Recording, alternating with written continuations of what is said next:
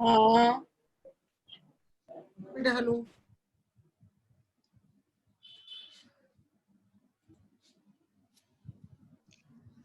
Yes ma'am.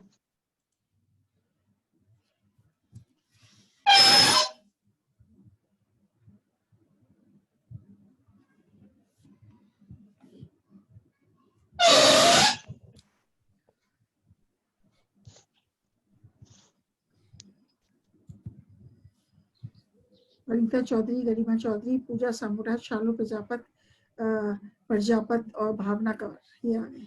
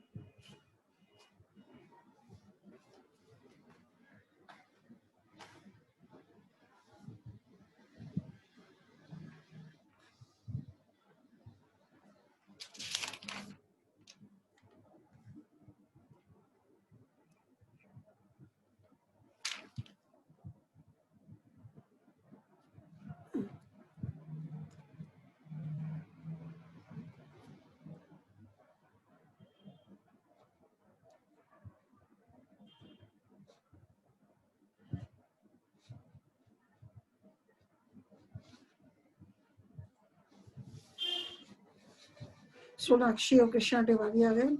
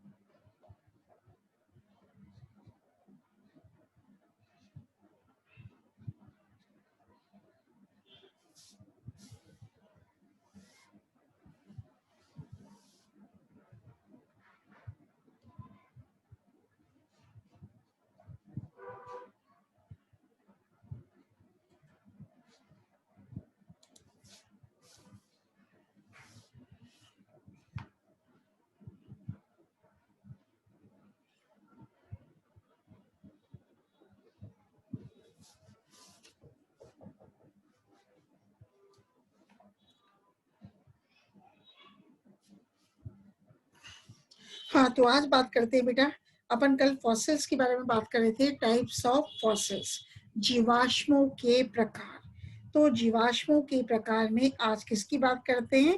इनक्रस्टेशन, जिसकी हिंदी क्या है? परपटाशम। परपटाशम। तो इस किस्म के जीवाश्म का निर्माण पौधे अथवा उसके अंग रेत, मिट्टी में या कीचड़ में दबे जाने से बनते हैं। कालांतर में कीचड़ के अंदर का पादप भाग सड़ जाता है तथा अंत में खोखली रचना बन जाती है। यह प्लास्टर ऑफ पेरिस के सांचे के समान है जिससे मूर्ति बनाते हैं। मतलब अपन किसका अध्ययन कर रहे हैं? इनक्रस्टेशन का।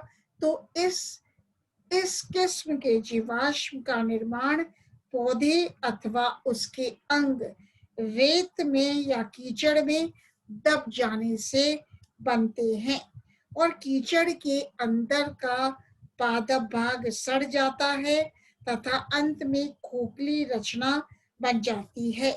यह प्लास्टर ऑफ पेरिस के सांचे के समान है, अतः यह सांचा अथवा इनक्रस्टेशन परपटाश्म नाम से जाने जाते हैं।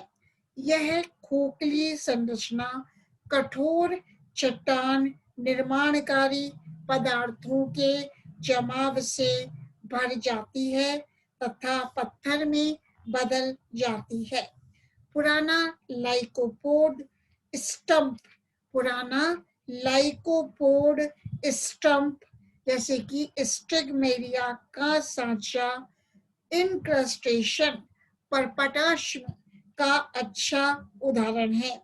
इन जीवाश्मों में पादप अंगों के बाहर कार्बोनेट जैसे खनिज यौगिकों के अवक्षेपण होते हैं तथा इन जीवाश्मों में पौधों का कार्बनिक पदार्थ नहीं मिलता है। तो ये हुई इनक्रस्टेशन की बात। अब मैं बात करती हूँ पेट्रीफेक्शन, जिसको कि अश्मीभूताश्म कहते हैं। तो यह अश्मीभूताश्म दुर्लभ जीवाश्म है, अर्थात ऐसे जीवाश्म बहुत कम मिलते हैं, परंतु ये जीवाश्म, ये अश्मीभूताश्म अध्ययन की दृष्टि से सर्वोत्तम प्रकार के जीवाश्म हैं। इन जीवाश्म में, इन फॉसिल्स में कार्बनिक ऊतक अकार्बनिक रूप या पत्थर के रूप में बदल जाता है। मतलब in these petrifaction there is the transformation of organic tissue into stones। ऐसे जीवाश्मों का निर्माण करीब 20 प्रकार के खनिज पदार्थों द्वारा होता है, जैसे कि कार्बोनेट, सल्फेट, सिलिकेट, फॉस्फेट के अंतः स्पंदन के द्वारा होता है। मतलब ऐसे जीवाश्मों पेट्रीफैक्शंस का निर्माण करीब 20 प्रकार के खनिज पदार्थों के अंतः स्पंदन इनफिल्ट्रेशन द्वारा होता है। जीवाश्म पादप सिलिकेट, सल्फेट, फॉस्फेट आदि के लवणों के घोल का अवशोषण करता है। तो इन पदार्थों के अवक्षेपण जमाव से silica, calcium carbonate, magnesium, magnesium carbonate, iron sulphide आदि पदार्थ ऊतकों में जमा हो जाते हैं। इनमें अधिकांश कार्बनिक पदार्थ नष्ट हो जाते हैं, लेकिन मूल कोशिका भित्ति पदार्थ शेष रह जाते हैं। इस प्रकार संपूर्ण संरचना पथरीली बन जाती है। तने, टहनियां, बीजाणुधानी व बीजाणु आदि पादप भागों के जीवाश्म अश्मीभूताश्म के रूप में पाए जाते हैं। तो इस प्रकार बेटा अपन देखते हैं कि इन पेट्रीफैक्शंस की क्या क्या विशेषताएं हैं। तो अभी मैं इनकी मतलब अश्मीभूताश्म की विशेषताएं आपको बताती हूँ। What are the characters of the अश्मीभूताश्म मतलब पेट्रीफैक्शंस। तो पहला है अध्ययन की दृष्टि से पेट्रीफैक्शंस सर्वोत्तम सर्वश्रेष्ठ प्रकार के जीवाश्म हैं। इनसे पादप की बाहरी व आंतरिक संरचना का अध्ययन कर सकते हैं। इन जीवाश्म का अंतः स्पंदन प्रक्रिया द्वारा परिरक्षण होता है, अतः जीवाश्म पादप का मूल स्वरूप बना रहता है। तो इस प्रकार हम देखते हैं निर्मित पथरीले जीवाश्म का काट द्वारा अध्ययन किया जा सकता है। एक बार जया दामोर को एडमिट कर देती हूँ। जया भी आनी।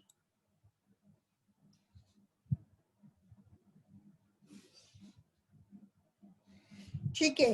पांचवी विशेषता है इन जीवाश्म में सेल्यूलोज तथा लिग्निन भी पाए जाते हैं। अब मैं बात करती हूँ कोल बॉल्स की। तो यह अनियमित गोलाकार गेंद जैसे पेट्रीफाइड अश्मीभूत पादप अंग हैं। ये कोयले में पाए जाते हैं, अतः इनका नाम कोल बॉल्स पड़ा है। इनका व्यास कुछ मिलीमीटर से 1 मीटर तक मिलता है। कोयले में जीवाश्म इस रूप में मिलते हैं। ज्यादातर कोल बॉल्स लोकलाइज्ड क्षेत्रों में मिलते हैं, अर्थात कोल बॉल्स सब जगह नहीं मिलते हैं। इनमें कोल बॉल्स में कैल्शियम व मैग्नीशियम के कार्बोनेट मिलते हैं तथा कभी-कभी कोल बॉल्स में आयरन सल्फाइड भी मिलता है। ये पदार्थ इन्हें कोयले में परिवर्तित होने से रोकते हैं। अब कोल बॉल्स की विशेषता क्या है कि पादप की आंतरिक व बाह्य आकारिकी का अध्ययन कर सकते हैं। ये अध्ययन की दृष्टि से अच्छे जीवाश्म हैं। अब बात करते हैं ममीकृत पादप अथवा सहन जीवाश्म, ममीफाइड प्लांट्स और कॉम्पैक्टेशंस। तो कुछ पादप अंग जैसे चर्मिल पत्तियां तथा कठोर फल व बीज ममीकृत रूप में परिरक्षित पाए जाते हैं। इन जीवाश्मों में रसायन अंतः स्पंदन द्वारा अंदर प्रवेश करते हैं। माइक्रोस्कोप से अध्ययन के लिए इनके सेक्शन काटे जा सकते हैं। ये जीवाश्म ममीफाइड प्लांट्स, ये जीवाश्म पादप या पादप अंग के परस्पर दाब से बनते हैं, इसलिए इन जीवाश्मों को संहत कॉम्पैक्टेशन जीवाश्म भी कहते हैं। इन्हें परस्पर पादप अंगों के बीच कोई मध्यवर्ती पदार्थ नहीं पाए जाते हैं। तो अपन ने आज किसकी बात करी? पेट्रीफैक्शन फॉसिल्स की बात करी। तो दीज फॉसिल्स मतलब पेट्रीफैक्शंस क्या होते हैं? Those fossils which preserve both the external form and internal structure are called as petrifactions. तो अगर आता है define petrifaction तो आप क्या बोलोगे? Those fossils which preserve both the external and internal structure are called petrifaction. In this process, every cell of the plant tissue is preserved and perfectly distended as it is living. There is molecule by molecule replacement of the plant parts by some 20 minerals in the form of carbonates, sulfates, silicates, phosphates. So for petrifaction, the organic part must be protected in some way from rapid decay while mineralization proceeds. तो अब अपन बात करते हैं अंबर की, AMBER। अंबर मतलब शंकुधारी वृक्षों, gymnosperms का रेजिन अंबर कहलाता है। यह पौधों के क्षतिग्रस्त भागों से निकलकर जमीन पर एकत्रित हो गया था। इस बिखरे रेजिन में कई छोटे पौधे, बीज, परागकण, बीजाणु आदि व जीव परिरक्षित हो गए। अतः अंबर AMBER को भी जीवाश्मों में सम्मिलित किया गया है। तो अंबर किसे कहते हैं? अंबर है अपना it is a resinous excretion of certain coniferous trees which flowed due to the injuries caused by boring insects or from the decaying branches. So amber it is a resinous excretion of certain fossil coniferous plants. So अब बताते हैं कोल balls. तो petrified plant organs of roughly spherical shape are called as coal balls. Most of the fossils present in the coal occur in this form. So coal balls are formed by the infiltration of calcium carbonate, magnesium carbonate, iron sulfide, etc. in the buried burial plant parts. अब मैं बात करती हूँ कूट जीवाश्म की, जिसको की कहते हैं स्यूडो फॉसिल्स।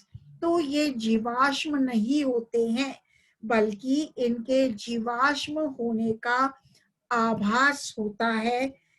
वह चट्टान जो पादप या प्राणी जैसी नजर आती है अथवा जिनसे जीवाश्म होने का भ्रम हो जाता है, नकली या कूट जीवाश्म कहलाते हैं। मतलब स्यूडो फॉसिल्स क्या होते हैं?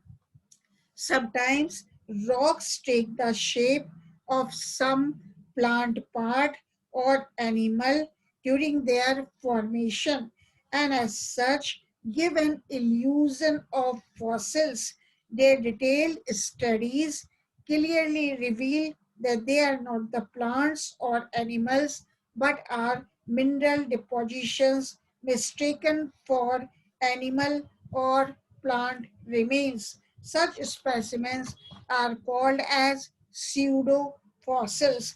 तो कौन कौन से टाइप्स ऑफ फॉसिल्स हैं जिसकी अपन ने बात करी? इम्प्रेशन है, जिसको कि मुद्राश्म कहते हैं, कॉम्प्रेशन है, संपीड जीवाश्म की बात भी हो गई, इनक्रस्टेशन परपटाश्म की बात भी हो गई, और पेट्रीफैक्शंस की बात हो गई, कोल बॉल्स की बात हो गई, अंबर व स्यूडो फॉसिल्स। अब मैं आपसे बात करती हूँ about the techniques to study fossils.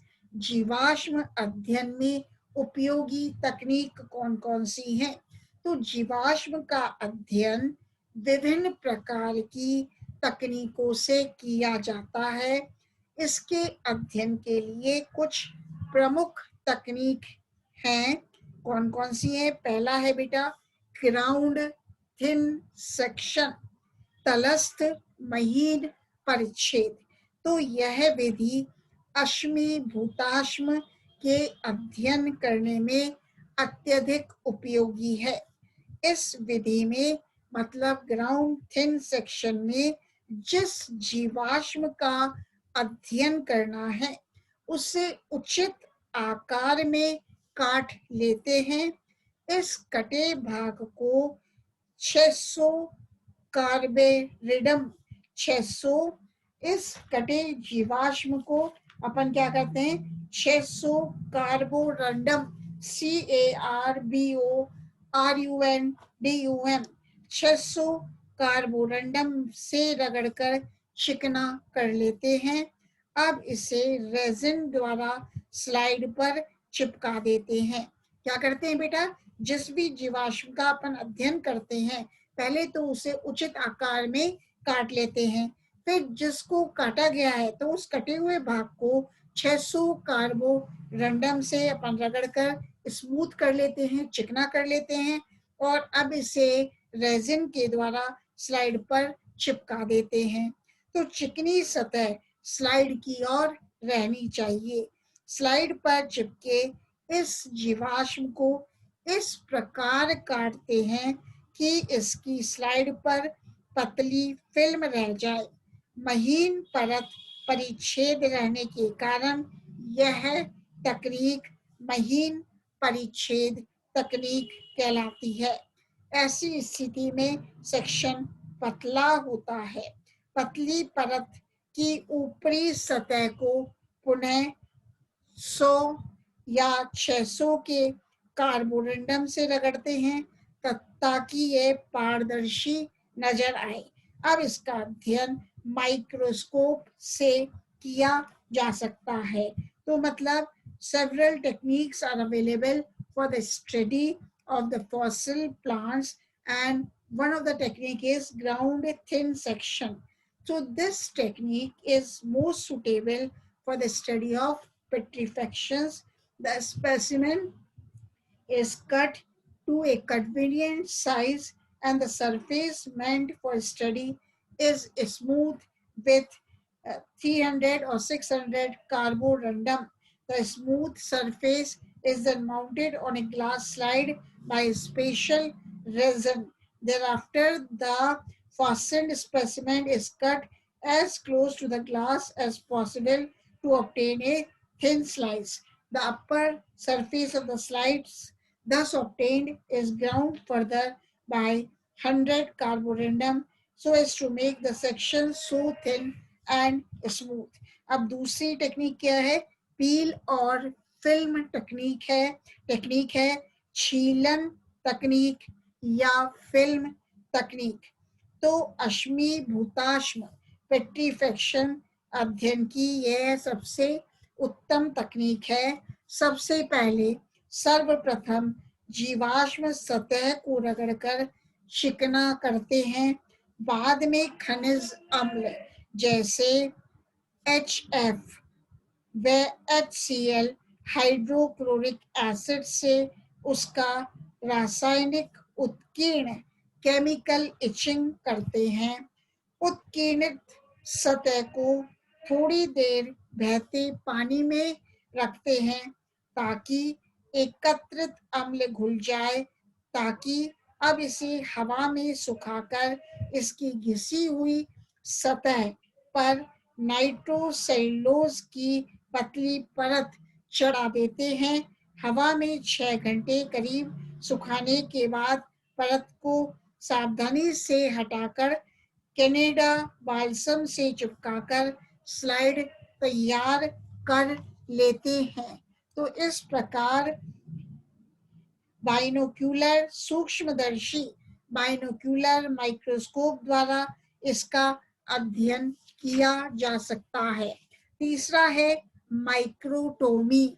Microtomy मतलब सर्वप्रथम जीवाश्म को हाइड्रोफ्लोरिक एसिड, जो मैंने पढ़ा था HF, ठीक है, सबसे पहले जीवाश्म को hydrofluoric acid HF hydrofluoric acid व पोटेशियम क्लोरेट डालकर मुलायम किया जाता है. इसके बाद इसे पैराफिन या सेलोडीन में अंतः स्थापित कर उनके ब्लॉक छोटे छोटे टुकड़े बनाकर माइक्रोटोम द्वारा सेक्शन काटते हैं. इस सेक्शन या काट की स्थायी स्लाइड तैयार कर लेते हैं. इससे जीवाश्म की आंतरिक संरचना का अध्ययन सुगमता से कर सकते हैं. इस तकनीक द्वारा भी अश्मीभूताश्म जीवाश्मों का अध्ययन किया जाता है. तो माइक्रोटोमी में सबसे पहले क्या करते हैं, जो भी फॉसिल है, जो भी जीवाश्म है, उसको पहले हाइड्रोफ्लोरिक एसिड व पोटेशियम क्लोरेट डालकर मुलायम कर लेते हैं. अब जब ये मुलायम हो जाता है फॉसिल, तो इसे पैराफिन में अंतः स्थापित कर देते हैं और उसके छोटे छोटे टुकड़े ब्लॉक बना के एक मशीन होती है माइक्रोटोम द्वारा सेक्शन काटते हैं.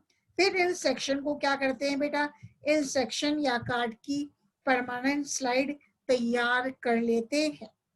नेक्स्ट है एक्स रे रेडियोग्राफी, एक्स किरण रेडियोग्राफी. तो इस तकनीक में जीवाश्म संरचना में कोई बदलाव नहीं करना पड़ता है. कई जीवाश्म माइक्रोटोमी अध्ययन के लिए खनिज लवण से धोने पर क्षतिग्रस्त हो जाते हैं. इस प्रकार के जीवाश्म का अध्ययन एक्स रे रेडियोग्राफी द्वारा किया जाता है. यह तकनीक विशेष रूप से कोल बॉल से मिले कैल्सीभूत बीज रूपी जीवाश्म के अध्ययन में अत्यधिक महत्वपूर्ण है. तो इस प्रकार अपन देखते हैं कि माइक्रोटोमी क्या होती है. The specimen is first softened by treating it with hydrofluoric acid and potassium chlorate, followed by a mixture of equal parts of phenol and 95% alcohol. Thereafter, it is embedded in paraffin or celloidin and sectioned with the help of a microtome. This technique is useful for fossil woods which retain much of the cell wall structure intact. अब बात करते हैं maceration की. मसरन, मसरन मतलब maceration, यह कोल balls के अध्ययन के लिए सबसे उपयुक्त तकनीक है. तो मैसीरेशन कैसे किया जाता है? सर्वप्रथम कोल बॉल्स को गर्म तनु nitric acid HNO3, nitric acid तथा पोटेशियम क्लोरेट के विलयन में कुछ समय तक रखा जाता है. इसके पश्चात इसे सोडियम हाइड्रोक्साइड से उपचारित करते हैं. इसके फलस्वरूप कोल बॉल्स विघटित हो जाते हैं तथा इनसे बीजाणु, परागकण या काष्ठ तत्व पृथक हो जाते हैं. फिर इन्हें जल से धोकर स्लाइड पर कनाडा बाल्सम से चिपकाकर सूक्ष्मदर्शी से अध्ययन किया जाता है. नेक्स्ट है ट्रांसफर तकनीक. ट्रांसफर टेक्निक मतलब स्थानांतरण तकनीक. तो यह विधि संपीडाश्म मतलब कंप्रेशन के अध्ययन के लिए उपयुक्त है. इस विधि में मतलब ट्रांसफर टेक्निक में जीवाश्म पादप को चट्टान से पृथक कर रेजिन द्वारा स्लाइड पर स्थानांतरित कर लिया जाता है.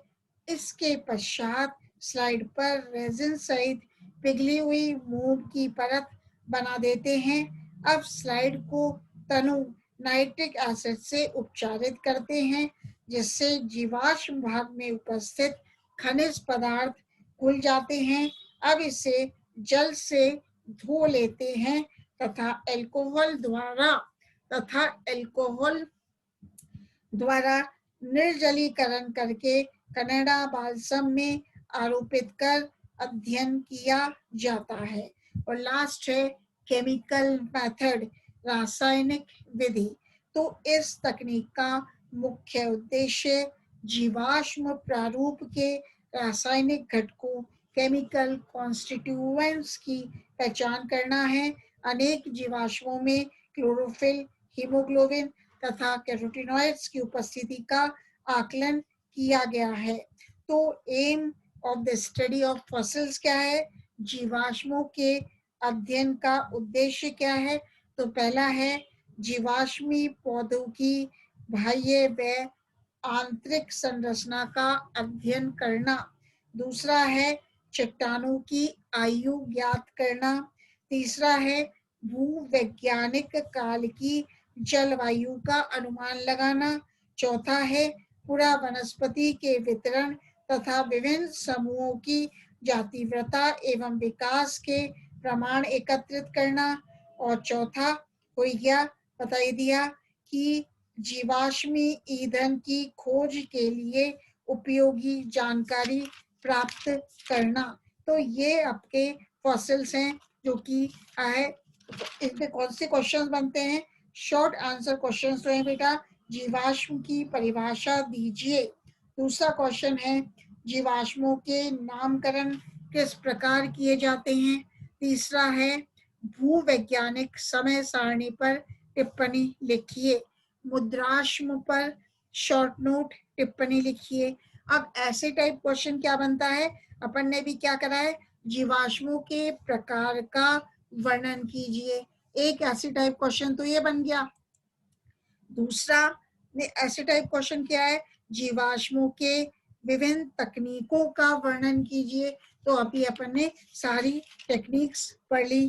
कौन कौन सी टेक्निक्स ये सब बताई दी आपको. माइक्रोटोमी है, एक्सरे रेडियोग्राफी है, मैसीरेशन है, ट्रांसफर टेक्निक है, पील और फिल्म टेक्निक है, ग्राउंड थिन सेक्शन टेक्निक है. ठीक है. और दूसरा क्वेश्चन क्या बनता है? अश्मी भूताश्म पर टिप्पणी लिखिए, शॉर्ट नोट लिखिए. संपीड़ जीवाश्म पर टिप्पणी लिखिए, शॉर्ट नोट लिखिए। अंबर एवं कूट जीवाश्म में अंतर बताइए, ये भी एक शॉर्ट क्वेश्चन बनता है। तटस्थ महीन परिच्छेद तकनीक क्या है, शॉर्ट क्वेश्चन है। जीवाश्मी भवन के सिद्धांत बताइए, फॉसिलाइजेशन के सिद्धांत की चर्चा कीजिए। तो आपके ये तो हो गया types of fossils. Next class में करेंगे थ्योरीज ऑफ फॉसिलाइजेशन, मतलब जीवाश्मी भवन के सिद्धांत क्या क्या होते हैं। जैसे कि अपन देखेंगे भूवैज्ञानिक समय सारणी, मतलब जियोलॉजिकल टाइम स्केल, ये भी आपके कोर्स में है, जियोलॉजिकल टाइम स्केल, तो इसकी भी चर्चा करेंगे। अलग अलग एरास के बारे में देखेंगे अपन, आर्कियोजोइक एरा, इसके बारे में करेंगे। एक प्रोटेरोजोइक महाकल्प क्या होता है, तो इसके बारे में अपन नेक्स्ट क्लास में अध्ययन करेंगे। आज ठीक है बेटा, आज अपन ने क्या कर लिया, types of fossils and techniques study for the techniques to study fossils. Fossils मतलब के अध्ययन में उपयोगी तकनीक की चर्चा करी, और इसी पे मेन क्वेश्चंस बनता है। तो अभी बहुत कम आए हैं आज तो,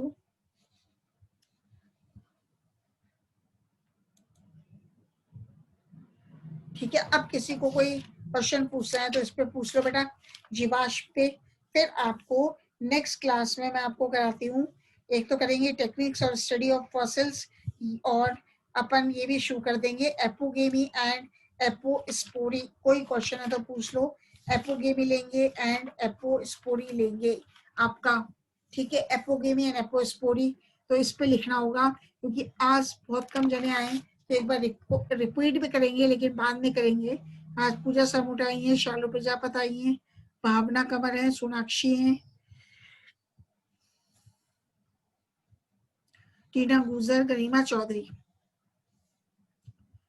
आज नेहा वर्मा भी नहीं है इसमें। किरण ज्वाइन नहीं कर पाई, किरण की हो तो गई, अटेंडेंस लगा दी, किरण कोशिश कर रही थी। किरण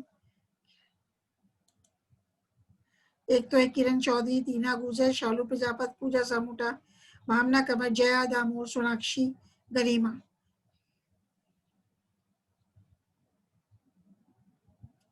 जो ज्वाइन नहीं कर पाया उसकी भी लगा तो देगी, ठीक है।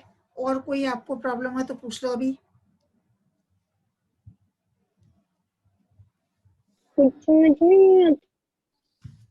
हाँ बेटा, बोलो बोलो, कौन बोल रहे हैं बेटा? सोनाक्षी बोल रहे हैं, गरिमा बोल रही है, भावना कंवर, पूजा सामूटा, शालू प्रजापत। आज शायद फाइल जमा करानी है, स्ट्रेंथ इसलिए कम है। आज बीएड वाले आप सब पास कोर्स के हो क्या? टीना गुजर वगैरह सारे लोग पास? अच्छा बेटा, ओके बेटा। मैम पास कोर्स वाले हम 100% लेते हैं। पास कोर्स वाले तो लेते ही हो बेटा, बीएड वाले शायद फाइल जमा करानी है उनको, सेकेंड ईयर थर्ड ईयर को, बीएड वाले को। अच्छा मैम। हाँ बेटा, कौन बोल रही है? सोनाक्षी की आवाज है क्या? सोनाक्षी बोल रही है?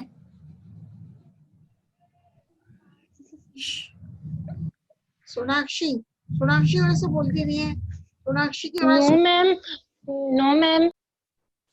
नहीं ना, तो सोनाक्षी मैम, तो ये सोनाक्षी की आवाज है। ये सोनाक्षी की है। अच्छा नहीं बेटा, मैम, देखो अब है मैम। अब है ना नहीं आपकी मैम, आवाज? खुद ही बोल रही है ऐसे।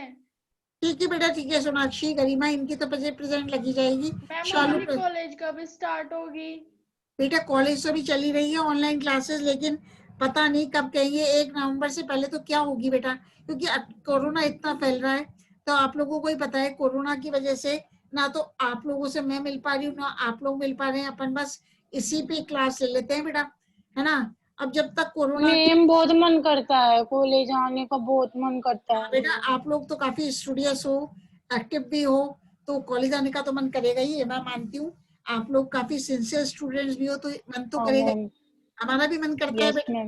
लेकिन जब भी नोटिस आ जाएगा ग्रुप पे, है ना, कॉलेज कब से आना है, तो जब ही आएंगे अपन, क्योंकि हाँ मैम। है ना बेटा, क्योंकि आप लोग तो अब हाँ मैम। सेकेंड ईयर में आ गए। पूजा सामूटा, भावना, सोनाक्षी, टीना, गरिमा, सेकेंड ईयर के स्टूडेंट्स हो, तो प्रैक्टिकल भी करेंगे, प्रैक्टिकल भी करेंगे वहाँ पे, ठीक है ना। जरूर, बिल्कुल बहुत अच्छे लोग हो, ये मतलब मन